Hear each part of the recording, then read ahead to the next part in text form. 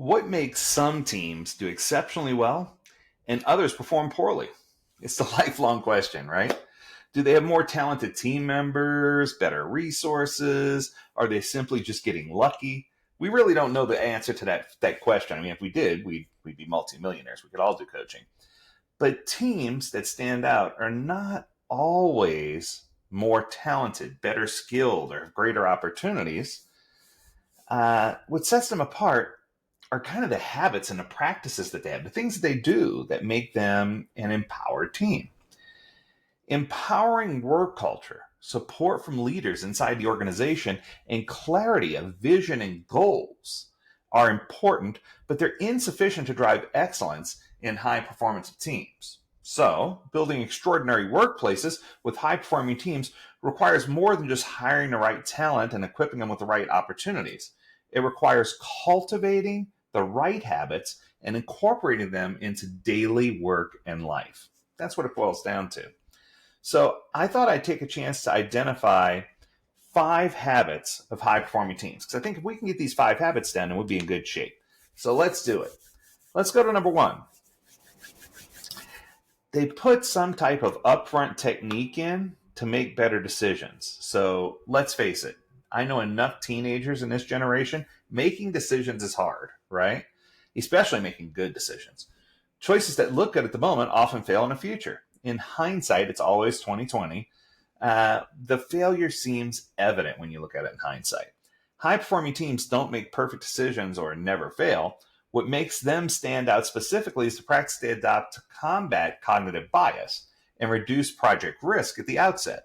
So they're thinking about things ahead of time and doing, heaven forbid, a little upfront planning with regard to Agile in order for them to be successful. They use more of a pre-mortem approach, if you will, to evaluate possibilities, understand consequences, anticipate failures, and find ways to avoid them. They want to make sure they're all on the same page. So place yourself in the future and look back. Visualize the project, task, or whatever you intend to do has gone horribly wrong. Work backwards to identify what mistakes might cause it to fail, and then create a plan to solve these issues, address the risks and obstacles before you even start. There's an author, Daniel Pink. He said, the best way to recover from a false start is to avoid one in the first place. And the best technique for doing that is something called a pre-mortem. So there you go. I don't know if I like the term pre-mortem. It just, that mortem always freaks me out. But the truth is, teams that perform well don't always make the best choices. They just avoid obvious and bad mistakes. That makes sense to me. Let's go to number 2. Instead of agree to disagree, they disagree and commit. So I'm going to say that again. Instead of agree to disagree, they disagree and commit. What separates a healthy team from an unhealthy one, the willingness to openly disagree and yet remain committed to supporting each other to get the work done. When team members agree to disagree, they adopt this negative mindset. And instead of accepting that it's not about being right or wrong, us versus them, agreeing or disagreeing, agreeing to disagree makes them adopt dismissive behavior and ignore the actual decision altogether. They become non-committal, which refrains from them providing necessary support to others. The agree to disagree mindset sabotages the purpose of a group to come together and challenge each other while remaining committed to supporting each other and achieving a goal. So I think we need to kind of get the record straight, right? Disagree and commit, on the other hand, divulges the importance of commitment despite the differences. At its core, it supports unity and maturity to disconnect their identity from the ideas and support others even when they don't agree with their point of view. That's powerful. It doesn't hide the fact that they disagree or dismiss the value of their opinion. It simply guides them to know when it's time to get past their conviction and work with others instead of working against them. One comment that I hear all the time is this the hill you're going to die on? Is this the hill you choose to die on? That's what we're talking about here. Each of us tends to think we see things as they are, that we're objective, but that's just not the case.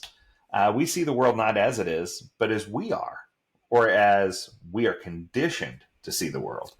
So when we open our mouth to describe what we see, we in effect describe ourselves, our perceptions, and our paradigms.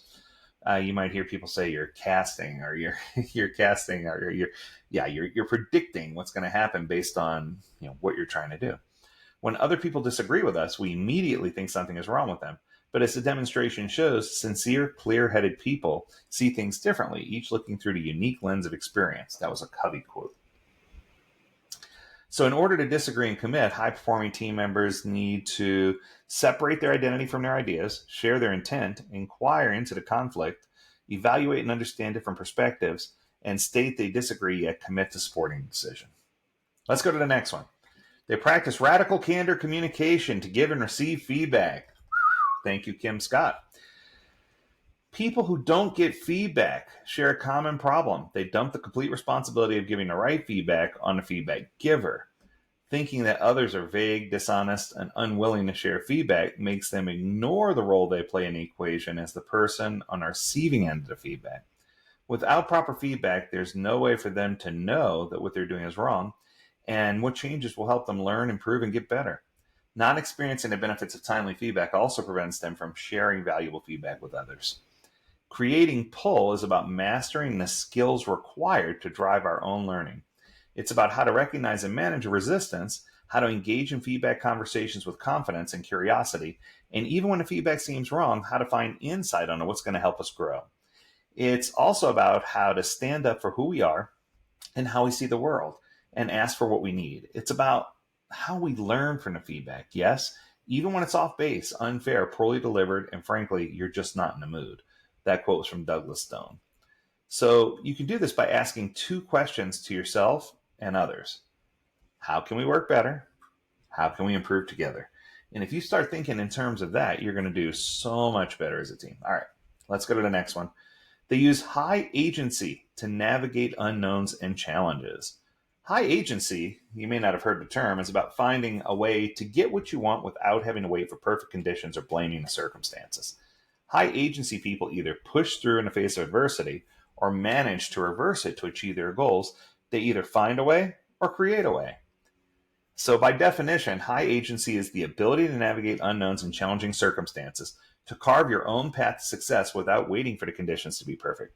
It's a sense of control over your own behaviors, decisions, and actions in shaping your life instead of relying on external circumstances, conditions, and environment to decide what you can and cannot do. Don't tell me what I can't do, right? That kind of thing. Instead of considering other people's limits as their own limits and fitting inside a box based on what others deem possible, high agency people expand their boundaries of influence to push themselves to navigate uncharted territories and do the necessary work to succeed. So you need to be careful, though, and make sure that you're doing this in such a way that you're making those commitments and meeting them. Here's another quote. It says, when we place blame, we locate the cause and control of our lives outside of ourselves. When we take responsibility, we locate the cause and control of our lives inside of ourselves. I think that's a powerful quote. Okay, and here's the last one. They make learning a priority. And I'm not saying it just because of what I do. This is actually one on the list. Work environments constantly demand new skills, responsibilities, and ways of doing things. Sitting inside the comfort zone and doing things that come easier, appear less challenging, feels safe, but it also limits your opportunity for growth. Just as athletes never quit training, high performers never stop consciously conditioning and strengthening their habits. Real success, holistic, long-term success, doesn't come from doing what's natural, certain, convenient, or automatic. Often a journey to greatness begins the moment our preferences for comfort and certainty are overruled by a greater purpose that requires challenge and contribution. The skills and strengths you have now are probably insufficient to get you to the next level of success, so it's absurd to think that you won't have to work on your weaknesses, develop new strengths, try new habits, stretch beyond what you think your limits and gifts are, from Brendan Burchard.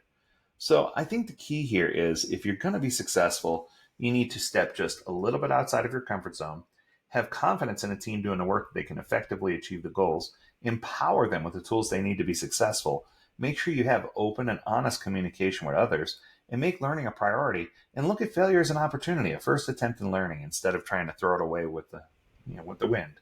That's going to do it. I hope you enjoyed this episode. If you have a topic you want us to discuss, learn more at AgileDad.com. We'd love to hear from you. And as always, we encourage you to stay healthy, stay well, and stay agile, my friends. Until next time, do take care.